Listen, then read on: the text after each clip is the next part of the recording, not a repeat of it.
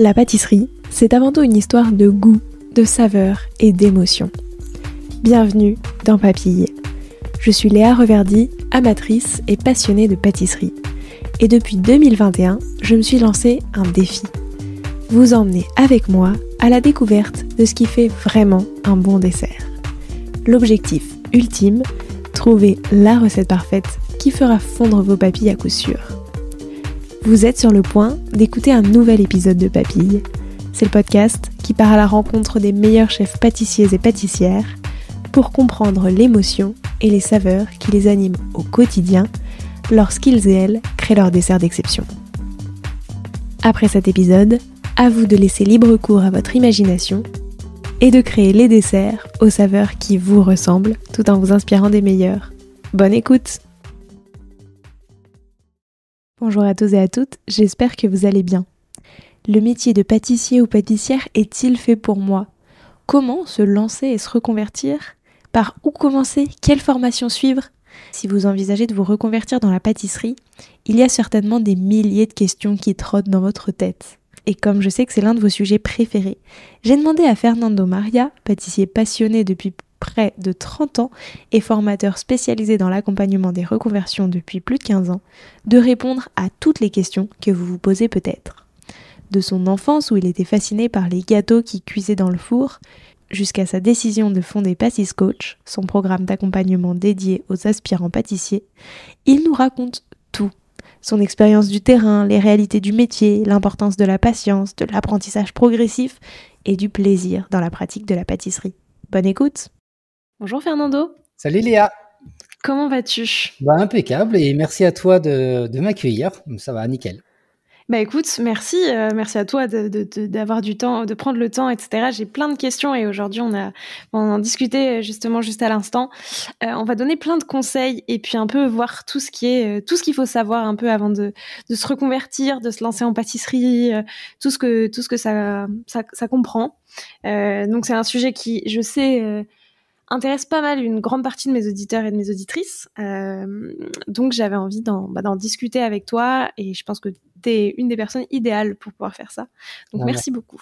Merci à toi. C'est toujours agréable pour moi et si je peux aider, si ça peut aider une personne dans ton audience, c'est impeccable.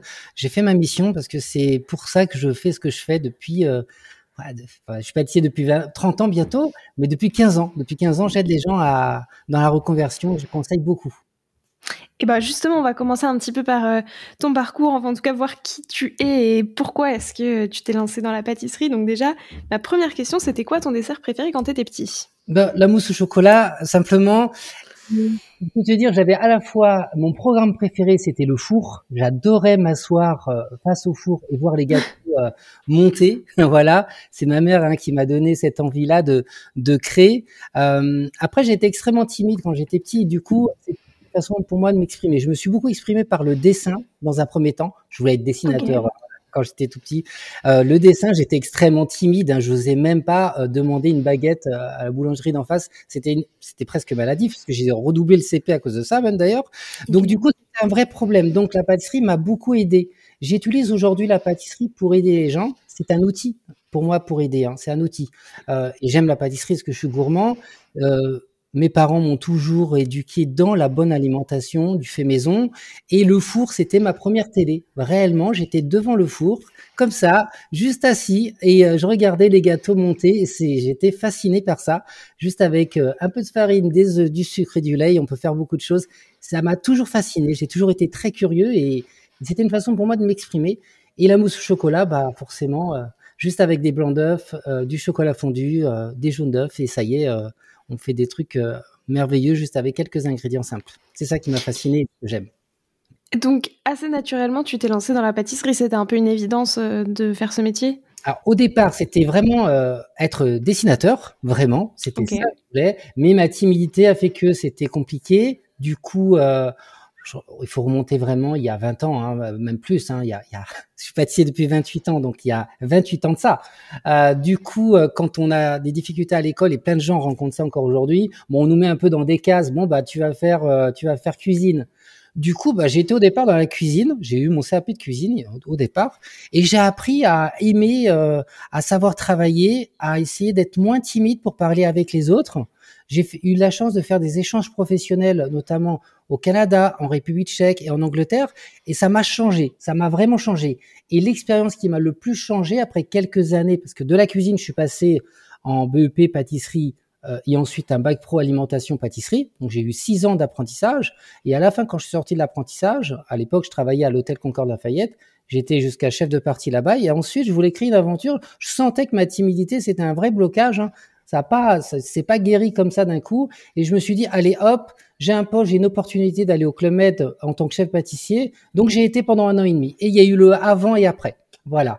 Suite à ça, j'ai travaillé, j'ai vraiment su m'épanouir et surtout exprimer, au-delà de la pâtisserie, de la cuisine, exprimer ce que je voulais faire et guider des équipes. Et ça, bah, c'était nickel à partir du moment qu'on enlève le frein. Et là, je me suis dit, waouh, la pâtisserie m'a aidé.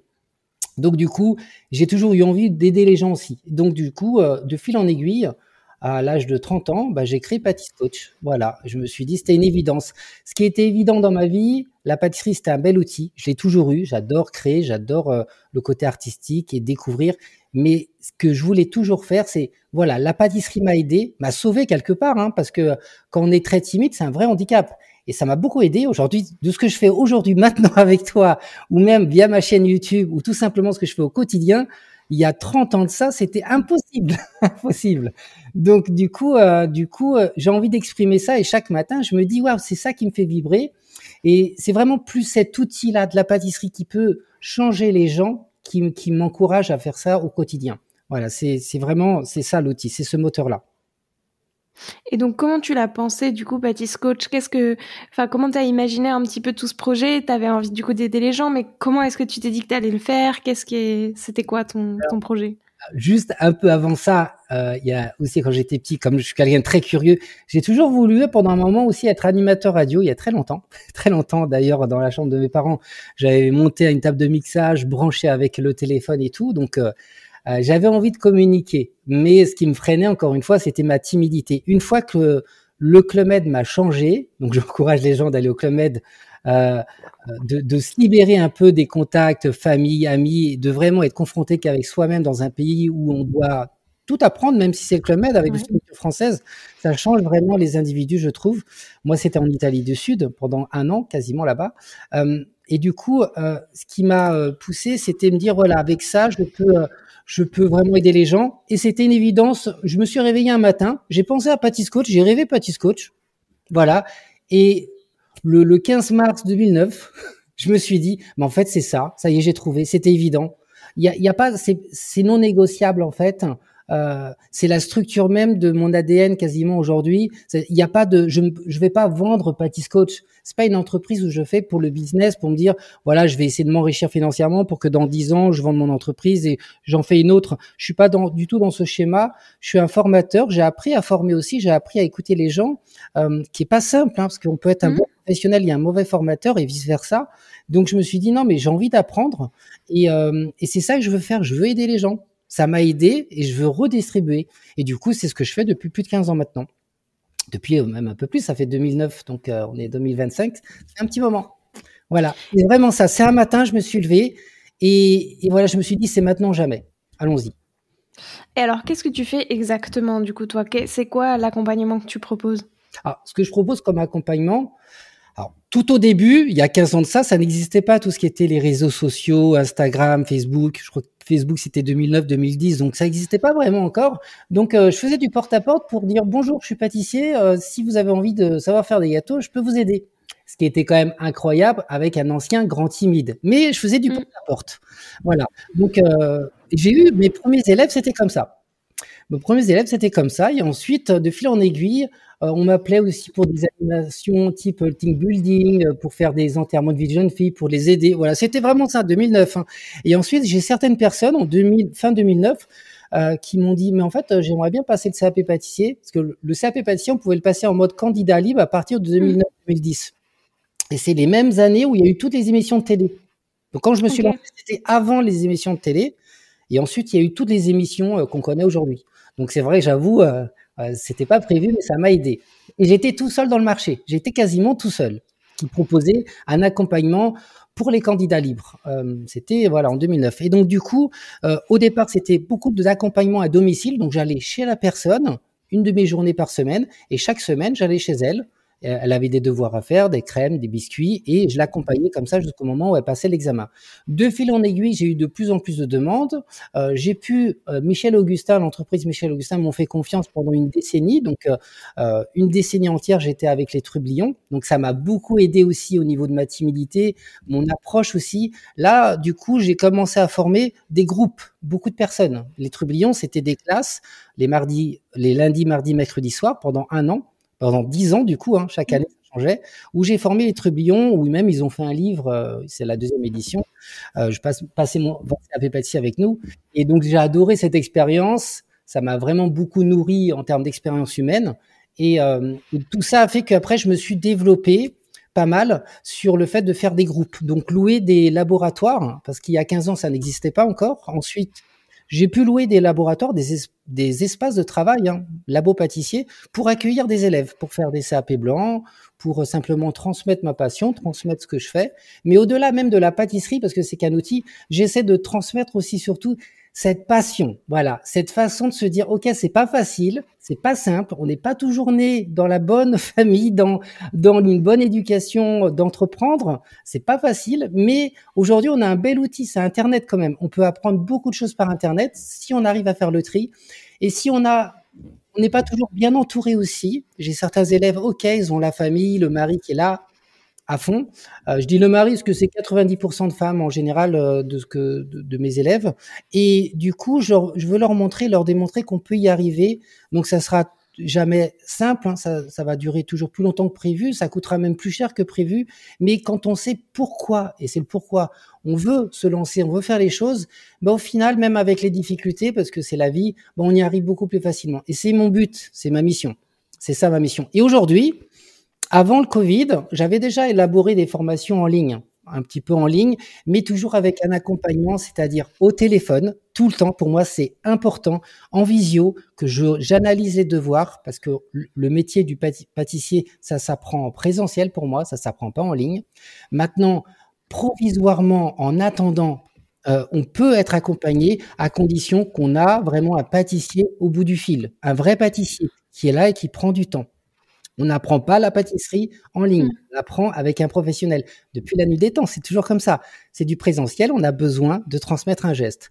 La transmission, c'est le cœur même d'être pâtissier. On doit transmettre et on transmet les gestes, le travail de la palette, de la poche à douille. Voilà, tout ça, c'est de la transmission. Et au-delà de ça, il y a un état d'esprit. On n'est pas pâtissier parce qu'on a un diplôme. Il y a des gens qui n'ont pas de diplôme et qui sont déjà pâtissiers dans sa façon d'être. Être pâtissier, pour moi, c'est savoir, je sais que je ne sais pas, se dire ça, tout le temps, tout le temps, tout le temps, tout le temps. On n'est jamais mieux que quelqu'un. Et essayer de, voilà, OK, aujourd'hui, j'ai fait ça. Comment demain, je peux faire mieux, différent? Et comment je peux transmettre? Si on n'a pas cette capacité de transmettre, au final, OK, on sait faire des gâteaux, mais on ne sait pas transmettre. Pâtissier, c'est transmettre pour moi. C'est le cœur même de ce métier depuis des centaines et des centaines d'années. C'est ça, la transmission. Depuis notamment Gaston Lenôtre, qui a vraiment, on va dire, fait envoler cette passion, parce qu'avant c'était très secret, on devait rien dire. Donc c'est grâce à lui. Et aujourd'hui, on doit transmettre. Chacun, on est acteur là-dedans. On doit transmettre. Quelle évolution t'as vu justement sur toute la partie reconversion depuis le début où tu le faisais? Tu disais il y a eu énormément d'émissions télé. J'imagine aussi que ça s'est accéléré depuis le confinement, où il y a de plus en plus de gens qui se reconvertissent. Qu'est-ce que tu peux nous dire sur tout ça? Oui, alors il y en a beaucoup qui essaient qu'on se souhaite en tout cas de changement, mais pas toujours pour les bonnes raisons. Et mon objectif, c'est, en tout cas à mon niveau, c'est quand j'ai quelqu'un au téléphone, c'est que j'essaie d'évaluer pour quelles raisons la personne veut changer. Parce que c'est tout sauf la télé quand on est pâtissier. C'est évidemment, c'est un travail qui demande de la passion parce qu'on travaille beaucoup. On ne peut pas fermer le livre. On va fermer une activité de pâtisserie comme un livre. Je veux dire, voilà. Donc, il faut pas trop compter ses heures. Et dans un monde où on doit compter ses heures, c'est encore un des rares secteurs où la passion doit primer avant tout, de toute manière. La passion. On le voit de toute façon, c'est la passion, la passion, la passion. C'est comme un dessinateur, il compte pas ses heures pour faire un tableau. Ben, un pâtissier, il doit pas compter ses heures. Je sais, c'est pas facile quand on est salarié parce que salarié, c'est forcément un taux horaire, mais on doit pas compter ses heures. Derrière, on peut vraiment évoluer très très vite dans ce milieu-là. Encore aujourd'hui, je recommande évidemment de savoir parler anglais. Ça, je pense que c'est très important aujourd'hui pour les jeunes, donc même pour nous, mais surtout pour les jeunes qui débutent. Donc, il faut y aller. Et en 15 ans, j'ai vu pas mal, une belle évolution. Au début, je comprenais pas trop, parce qu'il faut quand même dire que moi, j'étais quand même salarié. Donc, pâtissier, on n'a pas des salaires de dingue. Je crois que j'étais à l'époque, j'ai commencé à 1300, 1400 euros net. Mais du coup, au départ, d'ailleurs, tu le faisais à côté de ton métier. Au départ, j'ai travaillé 15 ans en tant que salarié, vraiment pur, hein, chef pâtissier au Club Med. Ouais. J'ai remplacé aussi pas mal de pâtissiers aussi qui étaient à l'hôtel du Louvre. Après, j'ai été à Montpellier dans un restaurant. Pour tenir un restaurant, c'était le Séquoia à l'époque. Chez Alexandre aussi à la Grande Motte. Donc j'ai eu une bonne quinzaine d'années où j'avais quasiment pas de jour de repos de dimanche, hein, aucun. Ouais. À travail en continu souvent ou avec des coupures. Donc si je connais, c'est pas facile, c'est pas simple. La vie de famille, c'est pas simple. Ça, il faut le comprendre, il faut l'intégrer dans sa façon. Peu importe, tous les métiers ont des avantages et des inconvénients, mais les inconvénients restent des avantages quand on sait pourquoi on le fait. Ça, c'est important. Il y a toujours des contraintes. Donc, de ce que j'ai vu comme évolution par rapport aux gens qui veulent changer, c'est l'âge, souvent. Avant, il y a 15 ans, c'était vraiment 45, 55, 45, 50 ans. C'était vraiment ça. Aujourd'hui, j'ai de plus en plus de jeunes, de très jeunes, c'est-à-dire des 20, 22, 25 ans, qui veulent changer. Voilà, ils ont dépensé de l'énergie et du temps dans une forme, à l'école ou dans des études. Et peut-être qu'il y a eu le phénomène Covid, effectivement, et qui ont fait qu'ils ont vraiment envie de complètement changer. Ça, aujourd'hui, c'est une réalité. À l'époque, il y a 15 ans, il y avait donc 45, 50 ans, et je comprenais pas toujours, parce que ça, faites attention aussi, on ne fait pas pâtissier pour l'argent. On ne devient pas pâtissier pour l'argent. C'est pas possible. Et au départ, je ne comprenais pas comment quelqu'un qui avait un rythme de vie, on va dire, qui gagnait très bien sa vie à Paris, 5-6 000 euros par mois, pouvait et avait envie de changer et de devenir pâtissier pour gagner 1500, 2000 euros. C'est difficile à comprendre quand on n'est pas câblé au départ, qu'on n'a pas été éduqué. Pour nous, bah, moi, c'était 1500 euros et c'était déjà bien pour faire ce que j'aime. C'était top. Donc, du coup, ça, c'était aussi un tournant aussi pour moi pour me dire, OK, donc il y a un vrai problème derrière, il faut vraiment savoir pourquoi ils veulent changer.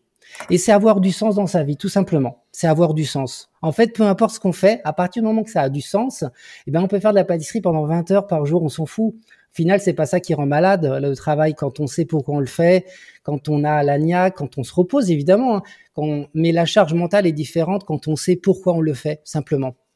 Et ça, c'est ce que j'essaye de transmettre aussi au-delà de la pâtisserie, c'est pourquoi on veut le faire, et je donne un peu la force, un peu peut-être le coup de boost pour pouvoir y aller et être là au téléphone quand ça va pas. Parce que c'est ça aussi. Mes élèves, parce que c'est pas des clients, hein, j'ai jamais considéré mes élèves comme des clients, jamais. Fiscalement, c'est mes clients, forcément, mais la plupart, ça devient des amis d'ailleurs, et c'est pas mes clients, c'est mes élèves. Et j'essaie de leur transmettre ce que moi j'ai eu en disant, voilà, j'étais timide, classe ouvrière, peu importe, d'origine portugaise, j'ai appris à parler vraiment français à l'âge de 6 ans. Voilà, donc c'est pas facile, hein, pas facile. Et donc du coup, bah, ok, mais on peut y arriver quand même. Quand on sait, quand on a vraiment cette accroche, c'est génial de savoir où on veut aller, de trouver, on va dire, sa flamme de vie. Et sa flamme de vie, si c'est la pâtisserie, en l'occurrence, et si c'est ça, et si on a envie de vivre de ça, et ben du coup, on a trouvé le pourquoi on veut le faire, et là, on y va. Peut-être que ça sera en parallèle d'un travail au quotidien, peut-être pas, mais en tout cas, une chose est sûre, c'est que ça sera toujours plus long et plus difficile, donc il faut mieux savoir pourquoi on veut faire les choses. Qu'est-ce que tu trouves important, enfin, qu'est-ce qu'il faut savoir avant de se lancer dans une reconversion? Tu vois, si aujourd'hui, moi, je viens te voir en te disant, bah voilà, j'ai envie de me reconvertir en pâtisserie, quelles sont d'abord, enfin, tu vois, les questions qu'il faut que je me pose pour être sûre de me lancer là-dedans et tu vois, y aller quoi, sauter le pas et du coup prendre une formation et passer mon CAP, etc. Ouais, c'est souvent le cas dans mes moments téléphoniques, parce que quand on m'appelle, c'est pas toujours mes élèves. Après, je les oriente. Des fois, je les oriente dans d'autres écoles. Ça dépend de ce qu'ils recherchent. Déjà, je pose la question pourquoi ils veulent faire de la pâtisserie? Qu'est-ce qui leur représente? Voilà, en fait, est-ce que la personne se connaît bien? Parce que des fois, est-ce qu'on veut faire parce que on est dans une phase de la vie où on se pose plein de questions et du coup, aujourd'hui, avec les réseaux sociaux, des fois, on a l'impression que tout est facile. Donc, à ce moment-là, voilà, c'est peut-être une fausse croyance et à ce moment-là, je vais sûrement dire à la personne de prendre le temps d'analyser un petit peu. Peut-être que la problématique n'est pas dans le métier même, mais d'autre chose. Et là, ça me concerne pas. C'est la personne à prendre le temps de cette réflexion-là, parce que c'est pas si simple des fois. Des fois, c'est juste parce qu'on en a marre de pas avoir du sens dans sa vie. Donc, auquel la pâtisserie, ça a du sens, mais il y a peut-être d'autres choses aussi dans sa vie qui peuvent avoir du sens. Donc, c'est ce que j'essaye d'amener quand je suis au téléphone. C'est pas forcément de leur dire, oui, changer de vie tout de suite. Ça a un impact énorme de changer de vie quand même. C'est pas évident. Les week-ends, on va travailler. Les jours, quand tout le monde s'amuse, au final, c'est le moment où on doit donner le gâteau, on doit faire des événements. Et il faut quelque chose qui nous ressemble, parce que quand on est salarié, on peut être en arrêt de travail. Voilà, on est salarié, arrêt de travail, c'est bon. Quand on veut devenir indépendant dans une activité, c'est compliqué d'être en arrêt de travail dans sa propre activité. Voilà, parce que quand on le fait pas, si on est en solo entrepreneur, souvent pâtissier solo entrepreneur, du coup, si on s'est lancé là-dessus pour les mauvaises raisons, du coup, on va le payer, des fois 1 an ou 2 ans après. Parce qu'on pense toujours que c'est beaucoup plus facile que c'est par rapport à des messages de fausses promesses qu'on entend un peu partout.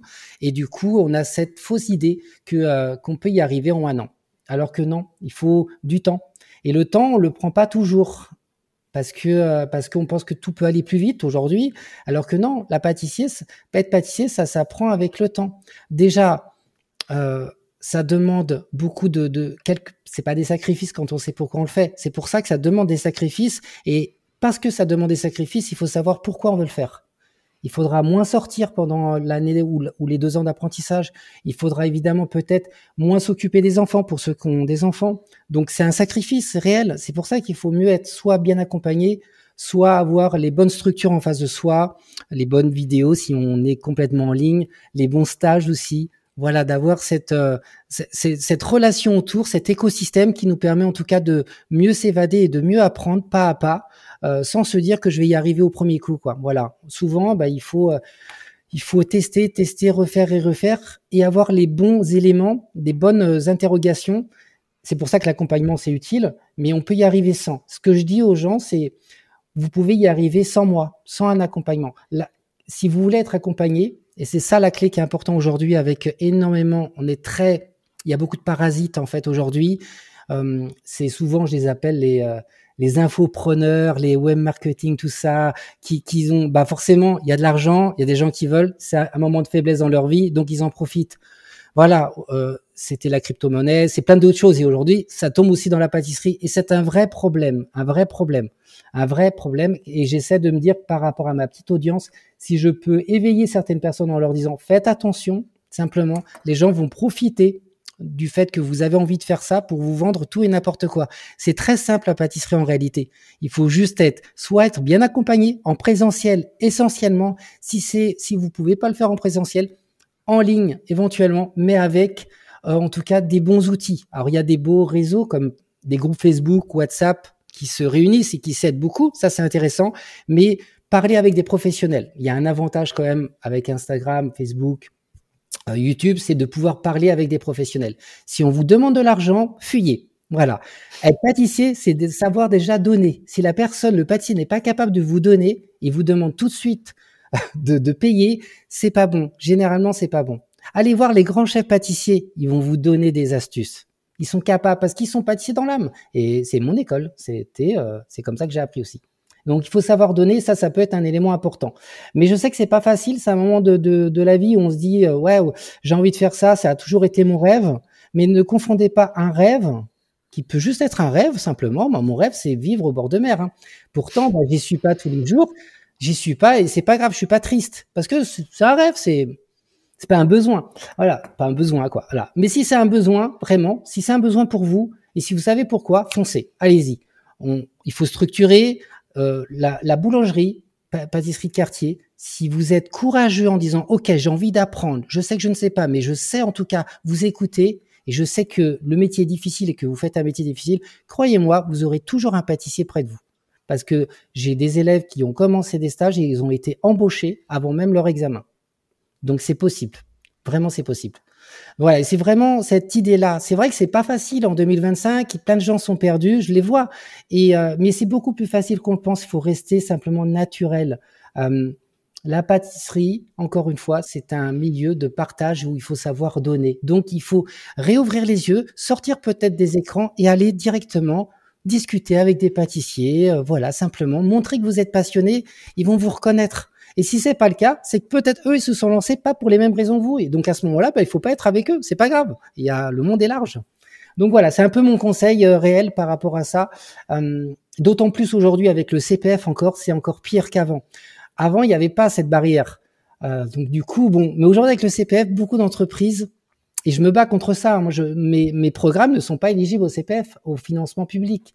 100% des élèves que j'aime me font confiance pour moi, par rapport à ce que je leur fais. Mais moi, je les appelle des fois à 22 heures. Je compte pas mes heures, je compte pas. Mais j'ai une vie aussi à côté. Tout est un écosystème en fait. Donc à partir du moment qu'on arrive à construire cet écosystème autour de son activité, c'est pas un travail, c'est une activité. Je fais vraiment la différence.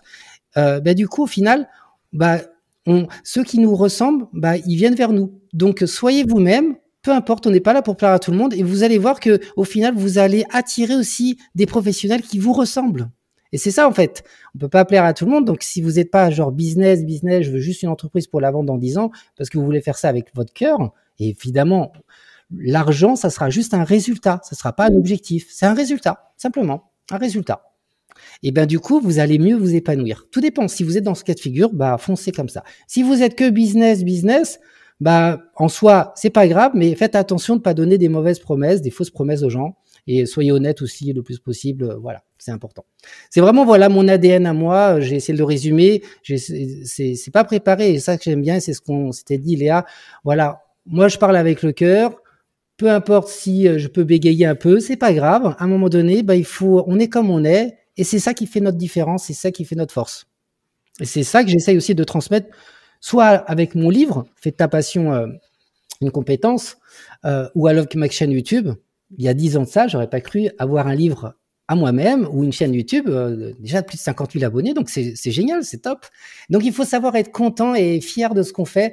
Si on a réussi une recette, on doit être fier et on y va pas à pas, progressivement. On prend son temps.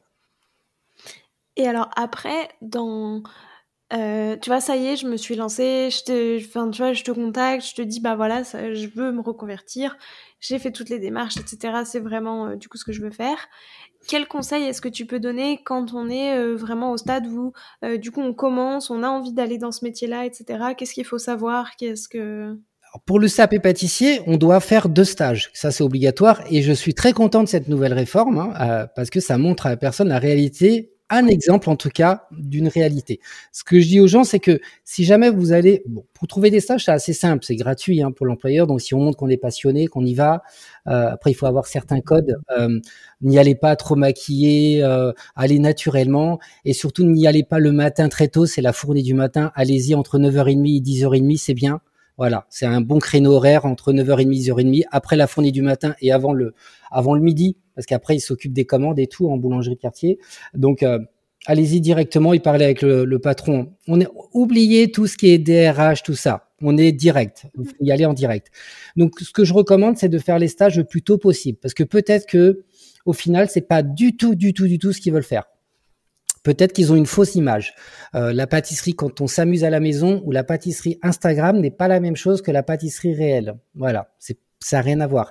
La pâtisserie Instagram, c'est un métier à part. On fait une photo, on essaie de valoriser, voilà, on fait quelques retouches, lumière, etc. On utilise même l'IA des fois, même très souvent. Et notre but, c'est simplement de flatter notre ego. C'est basta, c'est juste ça Instagram, et de vendre derrière. Instagram, c'est devenu une plateforme de vente en fait. C'est que ça. YouTube un peu moins dans les longues vidéos, pas les shorts, mais dans les longues vidéos. Ça, c'est intéressant. On peut montrer ce qu'on sait faire par YouTube. Les gens, quand il reste 25, 30 minutes, 45 minutes sur une vidéo, c'est déjà pour apprendre. Mais Instagram, c'est ça. Et faire une expérience professionnelle le plus tôt possible. Ça, voilà, c'est ma recommandation. C'est faire un stage professionnel. Ça, c'est très, très important. Sortir un petit peu de ce schéma télé, ordinateur, Instagram, réseaux sociaux et aller dans le concret. Peut-être que la première expérience sera pas toujours la bonne. N'abandonnez pas par rapport à une mauvaise expérience, même par rapport à une deuxième mauvaise expérience. Essayez au moins 5. Voilà. Et surtout, faut varier aussi le type de structure dans lesquelles on va, non? À la fois, il peut y avoir une pâtisserie de quartier, mais aussi une pâtisserie un peu, enfin, je sais pas, spécialisée, voire un restaurant.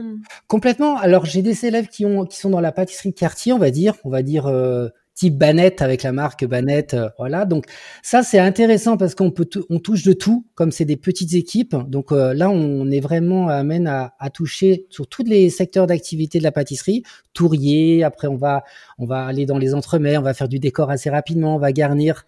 Mais l'ambiance peut être un peu rude, c'est-à-dire c'est un peu le cliché, la petite radio, les gens ont une façon de parler qui est pas toujours très agréable. Voilà, il faut essayer de se dire c'est pas pour nous, c'est leur façon de parler. Tant qu'ils dépassent pas la ligne rouge, bah voilà, ça fait une bonne expérience. Ensuite, il y a le secteur grande distribution parce que quand on est pâtissier, on peut travailler aussi dans une pâtisserie type grande distribution à partir du moment qu'ils ont un laboratoire. Là, en termes d'hygiène, sécurité, ça sera carré. Vous allez apprendre vraiment qu'est-ce qu'est l'hygiène, contrairement à une boulangerie de quartier où l'hygiène n'est pas toujours Ouais. au top. Là, c'est carré. Par contre, vous n'allez pas apprendre techniquement, vous n'allez pas apprendre grand-chose. Mais au niveau de l'hygiène, ça sera nickel. Ensuite, il y a les grandes structures, je veux dire, où là, c'est des grosses équipes, les grandes maisons. Donc là, c'est très intéressant. Vous allez être souvent, ça va être un défi pour vous parce qu'il va y avoir une quinzaine de pâtissiers au-dessus de vous avec une vision différente. Et ça, c'est assez difficile. On travaille avec le pâtissier A, il vous dit quelque chose. Le lendemain, vous travaillez avec le pâtissier B et il vous dit l'inverse du pâtissier A. Pourtant, c'est le même secteur. Donc ça, il faut savoir être à l'écoute, savoir qu'il n'y a pas qu'une seule façon de faire les choses. Et là, vous n'allez pas trop bouger. Vous pouvez être sur les 7 semaines pendant la moitié de votre temps. Vous pouvez faire que des financiers et des madeleines. Voilà. Faut le savoir, c'est un secteur et puis voilà, vous êtes là-dessus. Ou vous êtes que sur le tour, par exemple. C'est intéressant, mais pour apprendre, je pense que c'est mieux d'aller dans les pâtisseries quartier. C'est là où on apprend le mieux au départ. C'est la base, c'est les fondations même. C'est la pâtisserie de quartier avec ses plusieurs centaines de clients centaines de clients par jour. Ça, c'est ce qu'on apprend le mieux. Le reste, c'est l'industrialisation un petit peu de la pâtisserie quand même si c'est du haut de gamme, ça reste quand même un peu une façon de travailler plus industrielle quand même. Voilà, même si c'est fait maison, mais c'est avec des machines qui dressent la pâte à choux, des gros pasteurisateurs. Donc on est déjà sur du gros volume. Et être pâtissier, c'est savoir travailler d'abord sur du petit volume. Et ensuite, vous allez développer. Donc, si j'ai une recommandation, on a la chance en France d'avoir énormément d'artisans, de pâtisseries de quartier qui, eux, ont besoin de stagiaires motivés parce qu'ils n'ont pas forcément les moyens d'avoir beaucoup. Donc, ils vont vous utiliser, c'est leur but. Donc, tant mieux pour vous. Vous allez apprendre vraiment. C'est vraiment ce que je recommande. Ensuite, il y a aussi les parcs animation. J'ai une élève qui est à Disneyland. Okay. Elle travaille dans un pôle à Disney où elle fait toutes les pâtisseries pour tous les grands hôtels de Disney. Et elle s'épanouit à un truc de fou. Et j'adore quand je l'ai au téléphone, j'entends par sa voix un changement radical par rapport à il y a un an. Et elle est embauchée. Ils l'ont embauchée, ils l'ont fait confiance. Alors qu'elle passe son CAP là que cette année. Hein. Donc l'expérience peut vous amener même à être embauché directement et ça c'est génial. C'est top. Il y a Disneyland. Hein. Donc ils ont fait confiance et je pense qu'elle va être chef de partie assez rapidement. Dans un an, elle est chef de partie, c'est sûr. Oui, c'est ça, il y a ça aussi qu'il faut prendre en compte. C'est ce que tu le disais un petit peu tout à l'heure, que ça se fait aussi beaucoup sur du temps long, la pâtisserie. Il faut pas s'attendre, du coup, quand on se reconvertit. Et c'est ça qui est souvent un peu compliqué à comprendre. Enfin, avec les échanges que j'ai pu avoir avec des pâtissiers, etc., c'est un peu les retours que j'ai pu avoir. C'est de se dire qu'il il y a plein de gens aussi, quand on se reconvertit beaucoup plus tard, on a l'impression qu'on va pouvoir gravir les échelons très très vite, mais pas forcément. Non, pas forcément. C'est complètement. Il faut savoir donner. En fait, en gros, c'est avant d'être chef, on doit déjà travailler comme un chef. Un chef, en fait, c'est quoi? C'est la différence par rapport à un commis. Un chef, c'est quelqu'un qui est dans la capacité à transmettre à ses équipes.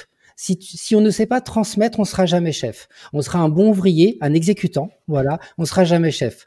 Chef, c'est ça. C'est pour ça que faites attention aussi. Des fois, je suis chef pâtissier, je peux vous former. Faites attention. Chef, c'est un poste de travail. Hein. C'est ni plus ni moins. On peut tous se dire qu'on est chef. Hein. On est chef de soi-même à la limite. Donc, mais dans une équipe, en tout cas, dans une brigade, hein, et je parle bien de brigade, le chef doit avoir cette capacité à transmettre aux équipes, et c'est grâce à l'équipe que, donc, du coup, tout va pouvoir s'évoluer comme il faut. Un ouvrier, en tout cas un exécutant, c'est quelqu'un qui est capable d'écouter les informations et d'exécuter. Voilà, simplement. Voilà, on lui demande de faire 1000 éclairs par jour, il va les faire les 1000. On lui demande de faire la vitrine, voilà, que tout soit OK au niveau vitrine de tous les petits gâteaux entremets. Bah voilà, il va exécuter là-dessus. Mais au-delà de ça, chaque entreprise est différente. On peut être très bon dans une entreprise et très mauvais dans une autre entreprise. C'est pour ça qu'il faut pas trop, en gros, se prendre la tête en se disant, mais j'ai peut-être pas le niveau pour être en tant que stagiaire. En fait, vous avez déjà le niveau. Si vous avez envie d'acquérir des compétences et d'acquérir des connaissances, allez-y. Chaque entreprise sera différente de toute manière. On peut savoir faire des belles tartes dans la boulangerie quartier et être complètement perdu dans une autre boulangerie parce qu'ils sont sur un volume d'exécution qui est beaucoup plus élevé. Donc, faut y aller et puis ça sera, suivant les entreprises, ça sera plus long aussi à développer, à être chef. C'est sûr. C'est pour ça que beaucoup de personnes, plus de la moitié, hein, veulent travailler en tant qu'indépendant en pâtissier pour essayer d'avoir leur laboratoire à la maison. C'est le rêve quasiment de tout le monde, c'est avoir un petit labo, 15 mètres carrés, 10 mètres carrés à la maison et pouvoir vendre sur commande. Alors, si vous voulez juste vendre des tartes aux fraises, des tartes citron meringuées, vous serez jamais rentable. C'est simple. Jamais. Vous aurez jamais la capacité de production la même que dans une boulangerie de quartier. Donc, du coup, il faut savoir, au lieu de vendre la tarte citron meringuée, vous pouvez la vendre en service, c'est-à-dire en cours, un atelier de tarte citron meringuée. La rentabilité sera plus élevée. Dans ce que je propose aussi comme accompagnement, et je pense que tout le monde le propose comme ça, c'est que la différence entre faire de la pâtisserie à la maison pour le plaisir et le faire pour le vendre, on doit quand même avoir des notions de rentabilité, de coût direct, du coût indirect, ces histoires de TVA, à quel moment ma production est rentable aussi. Donc, c'est le seuil de rentabilité d'une production. Et ça, mine de rien, ça s'invente pas. C'est pour ça que c'est pas aussi facile qu'on pense. On peut gagner 8 000 € par mois en vendant des coquilles, c'est pas possible, en fait. Faut oublier cette information, c'est pas possible. On n'est pas pâtissier au bout de 3 mois. Voilà. Même moi, au bout de 28 ans, j'en apprends tous les jours et j'apprends énormément grâce à mes élèves aussi. Donc, même mes élèves qui débutent m'apprennent beaucoup.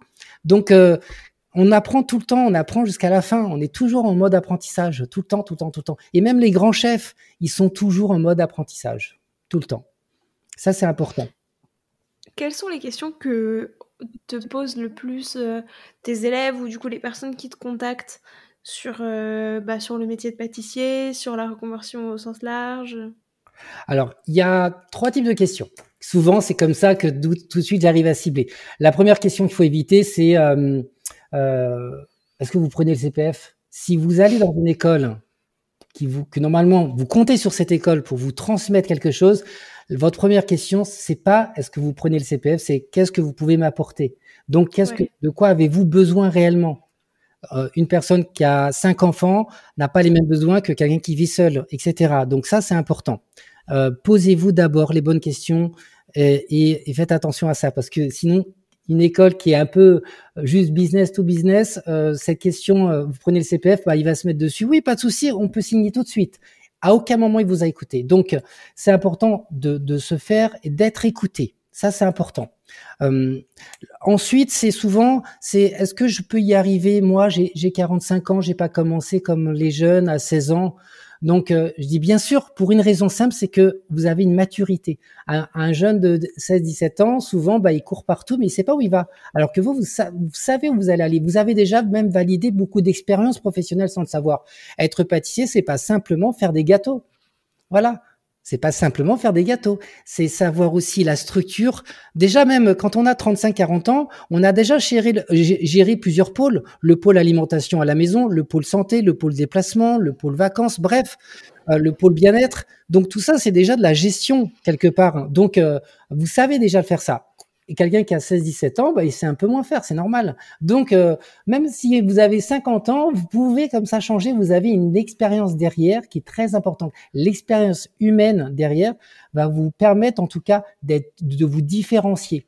N'oubliez pas aussi, quand quelqu'un après plus tard veut vous acheter un gâteau, il va pas acheter le gâteau, il va acheter l'histoire qui est derrière, ce que vous représentez, qui vous êtes. Et ça, c'est important. J'ai une élève très jeune, 22 ans. Elle, en fait, à 22 ans, elle peut pas manger tout ce qui est produits laitiers, elle peut pas manger les œufs. Enfin, elle est malade, quoi. Et elle passe son CAP pâtissier. C'est un challenge. Et elle a jamais été salariée. C'est-à-dire, elle avait déjà une autre entreprise en micro-entreprise avant. Alors, elle est née dans l'ADN. Alors, je connais ses parents, donc ok, ils sont formidables. Elle est née dans cet ADN d'entrepreneur. Ok, c'est super. Mais par contre, voilà, elle utilise qu'on pourrait qualifier comme un fardeau quand même de pas manger des œufs, pas de produits laitiers. C'est chaud quand même à 22 ans. C'est triste. Pour moi, c'est triste. Et ben du coup, elle utilise ça comme force. Donc, utilisez votre âge comme force. C'est une force avoir 50 ans, c'est une force. Peut-être que vous n'allez pas trimer, entre guillemets, dans un labo 12-13 heures par jour, c'est pas ce qu'il faudra faire. Mais peut-être que grâce à votre expérience et à votre retour d'expérience aussi en tant qu'être humain, parce que c'est ça aussi à un moment donné, il faut se poser les bonnes questions, vous allez pouvoir aller dans un marché et dire voilà ce que je fais maison, mes petits sablés, mes brioches, elles sont faites maison, elles sont moelleuses, en plus je mets des garnitures dedans. Et du coup, les gens vont vous écouter et ils vont apprécier qui vous êtes, ils vont acheter le produit, pas juste pour le produit, mais pour vous aussi. Et ça, c'est important. Aujourd'hui, encore plus qu'hier, on achète quelque chose par rapport à ce que ça représente, la valeur perçue.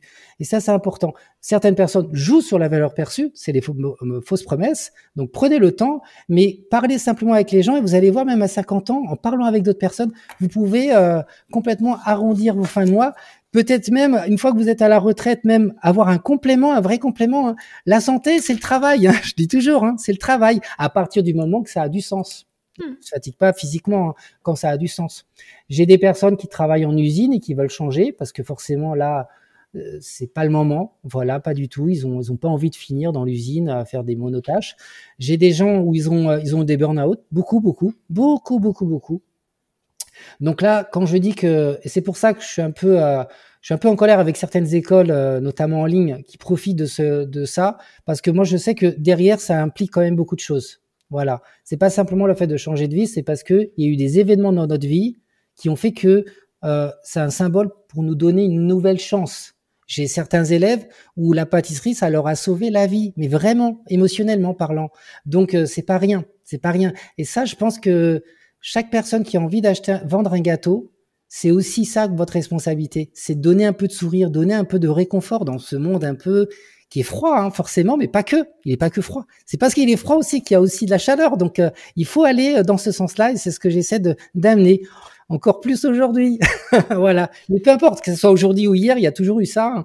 C'est parce qu'il y a eu des très mauvais moments qu'on peut profiter des bons moments. Et la pâtisserie, c'est un bon moment. Je veux dire, passer ses journées à mélanger de la crème, du chocolat, mélanger de la farine, c'est génial. Il faut pas, dès qu'on commence à penser à l'argent, on oublie complètement. Le premier facteur d'être pâtissier, c'est transformer de la matière, respecter la matière et donner du plaisir. C'est ça, pas plus. L'argent, c'est juste un résultat. Et croyez-moi, si vous êtes authentique, les gens viendront vers vous. Je suis un des seuls dans le marché, des formations, on va dire, qui ne proposent pas des systèmes avec du CPF. J'aurais pu avoir peur. Mais comment les gens ils vont payer? Mais non, croyez-moi, les gens, s'ils arrivent à détecter votre authenticité, ils vous feront confiance automatiquement. On est comme ça, c'est l'être humain, on marche comme ça. Donc, mais prenez votre temps. Voilà, on a quand même du temps. Même si vous avez 50 ans, vous avez du temps. Prenez 2-3 mois s'il faut. Vous avez du temps. Voilà. Personne devra vous dire le contraire en disant c'est maintenant ou jamais. Non, c'est votre temps. Donc c'est vous qui choisissez. Voilà, c'est vraiment mon objectif d'aider et en même temps de se dire faites attention. Certaines personnes, c'est humain aussi, en profitent. Et donc avant, la pâtisserie était quand même pas trop concerné, mais aujourd'hui, avec les formations en ligne, c'est de pire en pire. Et avec les intelligences artificielles, ça sera encore pire. Donc, il faudra vraiment faire attention qu'on ne s'écarte pas du sujet qui est très simple en pâtissier. C'est faire plaisir, fabriquer des bonnes choses, respecter le produit et faire plaisir aux gens. Et voilà, c'est ça, ni plus ni moins. Et transmettre. Est-ce qu'il y a des choses qu'on a oubliées, qu'on n'a pas dit encore sur toute la partie justement reconversion, sur toutes les questions qu'on peut se poser, enfin reconversion ou encore une fois formation en pâtisserie Oui, après la logistique, parce que je fais vraiment attention entre la côté mécanique et le côté état d'esprit. Donc là, on a parlé beaucoup de l'état d'esprit, hein, mais la côté mécanique, c'est voilà, aujourd'hui, on a la chance en France de pouvoir passer un examen gratuitement. Voilà. Donc, il faut faire attention que chaque mois de octobre-novembre, c'est là qu'on s'inscrit sur Cyclades, voilà, pour passer l'examen l'année d'après. Mais c'est pour ça que on peut le passer en mode candidat libre, complètement en candidat libre, mais il faut quand même avoir fait effectuer des stages, donc 2 fois 7 semaines pour le P1 et le P2. Voilà, ça c'est par rapport au CAP pâtissier. En partant de ce calendrier, maintenant c'est comment je vais acquérir les connaissances. Et là on en a parlé, il y a plusieurs façons de faire. Que ça soit le CAP pâtissier, mais il y a aussi le CAP chocolatier confiseur, où il y a une nouvelle réforme d'ailleurs pour l'année d'après. Et que ça soit le CAP cuisine, CAP boulanger, tout ça c'est des beaux métiers de toute façon, c'est des métiers d'avenir, hein, je dirais même de plus en plus avec l'intelligence artificielle, l'artisanal va prendre forcément plus de valeur. Voilà, donc ça c'est à peu près dans les grandes lignes et ensuite chaque cas est différent. Donc essayez, à défaut d'être bien entouré personnellement, essayez de trouver, c'est pas simple, prenez votre temps pour trouver les bonnes personnes qui vont vous donner le peps pour avancer. Ça c'est important aussi. Parfait. Bah écoute, donc du coup, on passe son CAP en 1 an, c'est ça? On s'inscrit et... Alors, la durée est variable. J'ai certaines personnes qui l'ont passé en 3 ans parce que ils ont aussi des contraintes d'organisation. Donc à l'époque, on le passait en 3 ans. Quand je dis ça, c'est à l'époque, en 3 ans. Et en étant en apprentissage. Donc en ayant l'école d'un côté, l'entreprise pendant 3 ans. C'est des gestes de métier, hein, donc il faut acquérir.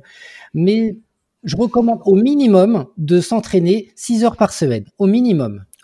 Une demi-journée pratique, vraiment, admettons le samedi matin, on est vraiment en train de pâtisser à fond, et 2 heures réparties dans la semaine où on organise sa production du samedi, et on travaille aussi sur la technologie. Voilà, cette cadence de 6 heures par semaine est bien, est correcte. Sur une durée de 1 an et demi, c'est très bien, voilà. Donc, ce qui, effectivement, comme tu disais, demande un certain investissement quand on le fait à côté de son travail, etc., si on n'est pas à 100% du coup là-dedans.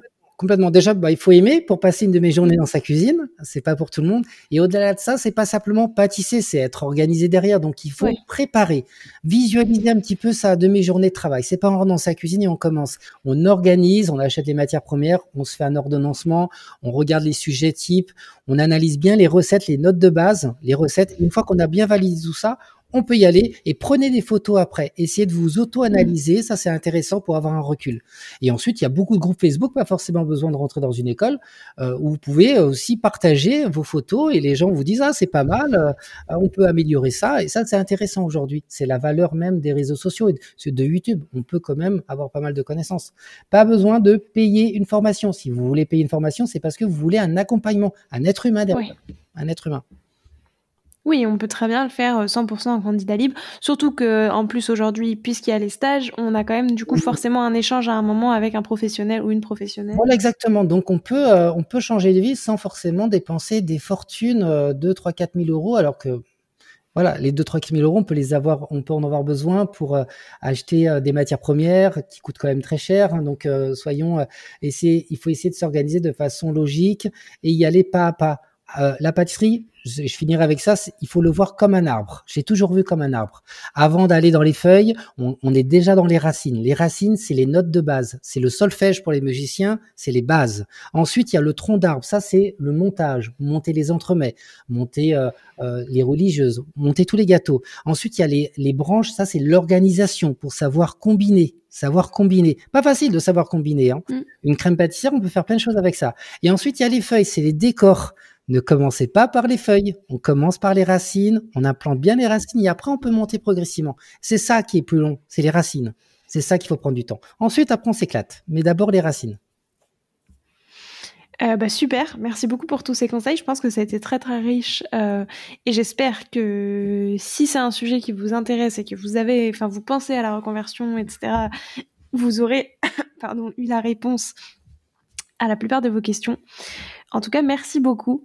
Pour conclure cet épisode, j'avais quelques petites questions et je te propose de te prêter au jeu du questionnaire de Proust. Vas-y. Des saveurs. Déjà, est-ce que tu as une petite recommandation de contenu, enfin, tu vois, que ce soit un livre, des films, je sais pas, ça peut être vraiment un contenu au sens large, tu vois, un compte Instagram, j'en sais rien, pour les gens, du coup, qui sont en reconversion pour aller plus loin, enfin, tu vois, pour enrichir encore plus, du coup, ce qu'on fait. Donc, il y a ton livre, évidemment, il y a ta chaîne YouTube, mais si on veut aller plus loin, d'avoir d'autres ressources. Il y a Boulangerie Pas à Pas. Alors là, c'est un mec en or, Boulangerie Pas à Pas. Alors j'ai juste pu échanger un petit peu brièvement par message. C'est un mec qui a une bonne ADN de passion.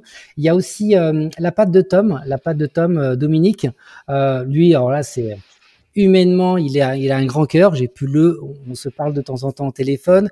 C'est une personne que je ne connaissais pas, mais j'ai tout de suite vu sa passion et 52, une cinquantaine d'années, il a envie de changer. Il faut voir sa passion. Il a énormément à vous transmettre et il transmet déjà beaucoup gratuitement. Donc ça, c'est les deux comptes que je peux recommander là comme ça. Comme livre, bah, moi j'aime bien le grand manuel du pâtissier. Voilà, Ouais. voilà, c'est la base, c'est la base. Voilà, il faut rester sur la base. Faites attention à tout ce qui est pâtisserie trop revisité dans un premier temps. Essayez de comprendre comment travailler avec la palette, la poche à douille, les bases. Ensuite, vous allez pouvoir aller dans les branches et les feuilles. Ça, c'est important. Après, comme film, une série. Alors là, en ce moment, là, j'ai regardé Bref 2. Franchement, ça fait une claque. Mais mine de rien, alors je sais pas, je vous encourage de le voir. Alors pour ça, Ouais. ça va vous mettre une claque. Mais on a tous quelque chose on est tous freinés par quelque chose. C'est l'être humain, on est comme ça. Et en tout cas en Europe, je pense qu'on marche toujours de la même manière. Et donc, moi, je sais pas toi, Léa, si tu l'as vu. Tu l'as vu? Ouais. C'est une claque, hein, c'est une claque. Ouais, ouais. Et dans le domaine de la reconversion, de choix à faire ou de pas de faire de choix, bah, je trouve que c'est hyper intéressant d'être bien entouré. Des fois, bah, voilà, on peut être pas bien entouré, qui fait qu'on est freiné, on freine. Par moment, il y a certains choix à faire et c'est ce qui nous permet des fois de se libérer, voilà, de certaines Puis il y a toute la question d'ailleurs de faire un métier qu'on aime. Et oui, Ce qui fait que du coup, on ne compte plus ses heures et on n'a plus la sensation qu'au bout de 6 mois, on a envie de partir. exactement. Donc, on va pas dire ce qui se passe dans le Bref 2, mais franchement, c'est ce que je peux recommander aujourd'hui. Mais attention, ça va vous mettre une claque. C'est vrai. Mais il le faut par moment, il le faut. Surtout si vous voulez être en reconversion professionnelle, de changer de vie, ça va vous amener à faire des choix réels. Voilà. Tu disais d'ailleurs qu'il fallait commencer par les bases. Est-ce qu'il y a un gâteau ou tu vois une typologie de gâteau par lesquels commencer où ça sera plus simple, c'est parfait, où du coup on peut commencer vraiment facilement et sans trop se faire peur? Ouais, tous les petits fours secs, langue de chat, c'est très bon, palais au raisin, des sablés diamants à la cannelle ou pas. Tous ces petits fours secs, des rochers coco, même des macarons, c'est pas si compliqué, des macarons. Voilà, tous ces petits fours, je pense que c'est une bonne clé pour commencer en pâtisserie. D'ailleurs, il y a une question qui me vient. Au moment l'épreuve du CAP, c'est quoi exactement? Genre, est-ce que on doit refaire ce genre de choses? Est-ce qu'il y a on le sait en avance? Comment ça se... En fait, il y a deux épreuves. Il y a l'épreuve 1, le P1 et le P2. L'épreuve EP1, on aura toujours soit une base comme une viennoiserie à faire à base de pâte feuilletée levée ou de brioche ou de pâte à baba. Ça, c'est une base. Okay. Ou de pâte feuilletée. Ça, c'est la base. Et en parallèle de ça, on aura une tarte à réaliser.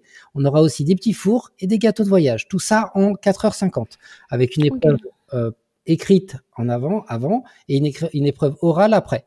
Et pour le P2, on aura un entremets, toujours un entremets, et des petits gâteaux. Les petits gâteaux, c'est toujours à base de pâte à choux, religieux, salambo, éclair. Voilà. Et tout ça en 4h30. Ça peut paraître, ça va, on a le temps en 4h30, mais pas du tout. Pas du tout. Parce qu'il faut savoir aussi faire quelques décors chocolat et dans le respect de l'hygiène, la sécurité. Ça, c'est important. Voilà, pour séquencer un petit peu les deux. Donc, ça peut paraître un peu intimidant parce que c'est très vaste. Donc, je recommande de commencer par les petits fours. Ça, c'est pas mal. Ensuite, les tartes. Voilà, parce que là, il y a beaucoup de travail de motricité qui est quand même intéressant. Travail de la poche pour faire même des biscuits pochés, le travail du fonçage. Donc ça, c'est énormément de gestes mécaniques, voilà, manuels. Ensuite, on peut aller un peu plus loin sur la pâte feuilletée, traditionnelle d'abord, traditionnelle, pour savoir vraiment analyser les températures, les textures et les temps de cuisson, les temps de repos. Ensuite, on va dans les viennoiseries, voilà. Et ensuite, dans les petits fours, je parle aussi des gâteaux de voyage, ça va avec les petits fours. Et après, on est sur le P2. Donc, l'entremets, donc tout ce qui est biscuit de base, les garnitures, les inserts, et après l'esprit même de l'équilibre d'un montage à l'entremet. Voilà, il y a un équilibre à avoir. Et on finit par la pâte à choux. La pâte à choux, c'est quand même l'éclair, c'est le dessert le plus vendu quasiment dans une boutique. Donc, il faut pas le rater. Et voilà, la bonne texture, la bonne température, les crèmes. Après, voilà, là, je peux faire peur en disant ça parce qu'il y a beaucoup de choses à faire. C'est pour ça qu'il faut y aller étape par étape, se séquencer et avoir des feuilles blanches en disant voilà, module viennoiserie, module pâte feuilletée, module petit four, module entremets, et on dissocie tout d'abord. Voilà, on dissocie tout. Mais on commence par les éléments qui vont nous demander un travail de motricité. On doit savoir travailler avec son poignet, c'est important. Et c'est pour ça que les petits fours, c'est des bons exercices. Voilà. Merci. Si toi, du coup, tu étais un des desserts dans tout ce que tu as pu créer dans ta carrière, etc., tu serais lequel? Moi, je serais un Saint-Honoré, parce que le Saint-Honoré, il y a du croustillant, il y a du fondant, ça craque aussi, il y a plusieurs textures, il y a des variations quand même de goût qui résument bien la vie en fait. Hein. La vie, c'est une variation de plaisir. Des fois, ça pique, des fois c'est doux, et des fois, ça s'accorde bien, et des fois pas du tout. Donc, mais c'est parce que des fois, ça s'accorde pas que quand ça s'accorde, on se dit waouh. Donc, le Saint-Honoré, je trouve que c'est extrêmement technique à faire. C'est un des desserts les plus techniques pour moi en CAP pâtissier, les plus techniques à faire. Qui est au programme, hein. Il est au programme. Hein. Voilà. Et est-ce qu'il y a un pâtissier ou une pâtissière avec qui tu aimerais bien faire une création à 4 mains, qui aurait des saveurs un peu inattendues? Tu vois, tu fais un module spécial dans ta formation où on fait une création avec un chef, ce serait qui? Alors attention, moi chef, c'est pas quelqu'un forcément qui est connu médiatiquement. Ça Bien peut sûr. être quelqu'un pour moi qui m'inspire. Moi, je trouve et d'ailleurs, je pense que ça va se faire avec Dominique de la pâte de Tom. Je trouve qu'il a une passion et une persévérance qui est quand même incroyable. Je sais pas si tu as déjà vu une de ses vidéos YouTube. Je crois pas, mais il a vraiment une finesse, une sensibilité qui est quand même qu'il arrive à transmettre par ses vidéos, parce que le montage vidéo, c'est pas simple, c'est savoir transmettre, hein, en fait, si on doit monter une vidéo. Et il a beaucoup de talent là-dessus. Donc, si aujourd'hui, sur quelqu'un passionné, j'ai envie de faire quelque chose à 4 mains, ça sera avec Dominique, parce qu'il a énormément à apporter.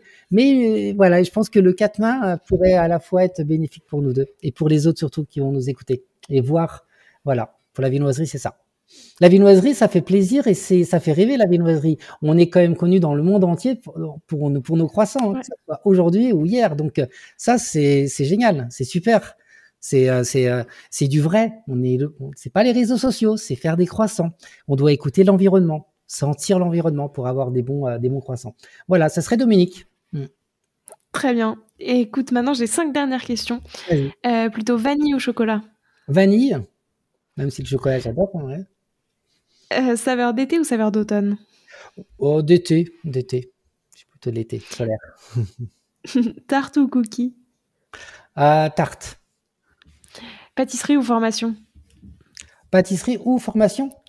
Ouais. Du coup, faire de la pâtisserie, enfin faire des desserts ou bien former des futurs pâtissiers ou pâtissières? Ma première passion, c'est de transmettre. Voilà, c'est ça, c'est la transmission. Et enfin, croissant ou pain au chocolat? Croissant. Croissant. Voilà, je préfère. Voilà.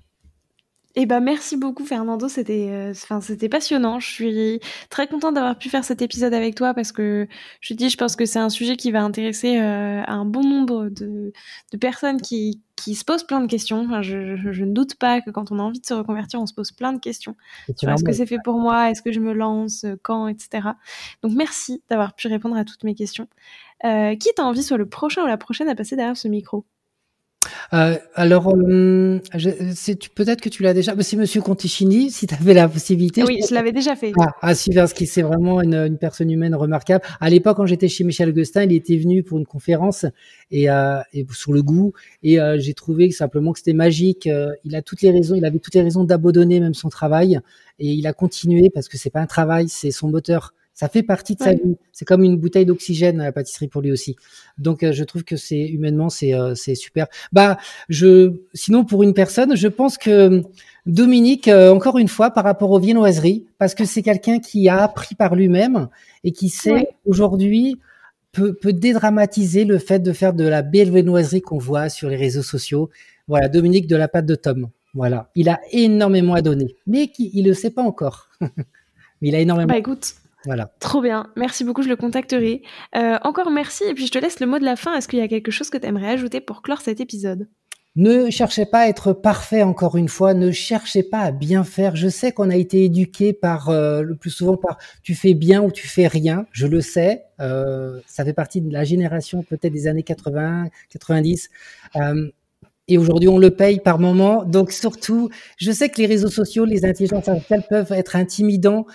Bouquez un petit peu, fermez un petit peu tout ça. Pensez, allez vous promener, ok, et vous voyez votre vision, et après, allez-y. Mais notez sur une feuille systématiquement pourquoi vous voulez le faire, et restez sur ce schéma. N'ayez pas peur d'être égoïste dans ce cadre-là. Vous allez pouvoir après communiquer, transmettre tout ça. Mais protégez-vous un peu des bruits ambiants, c'est important. Voilà, ça serait vraiment mon vrai conseil. Trop bien. Bah écoute, je te remercie encore une fois et puis à très bientôt. Oui, à très vite et c'était un vrai plaisir. Salut Léa. Merci. Alors, quel sera votre prochain dessert ? Merci d'avoir écouté cet épisode jusqu'au bout. S'il vous a plu, n'hésitez pas à le partager aux gourmands qui vous entourent. Et pour continuer la discussion, rendez-vous sur Instagram @LéaRVRD. Et si vous voulez soutenir Papille, 2 choses. La première, notez l'épisode 5 étoiles sur Apple Podcast et Spotify et laissez un commentaire délicieux. La deuxième, vous rendre sur papillepodcast.com, sans oublier le S de Papille, et vous abonner à la newsletter pour être prévenu de la sortie des prochains épisodes. À très bientôt!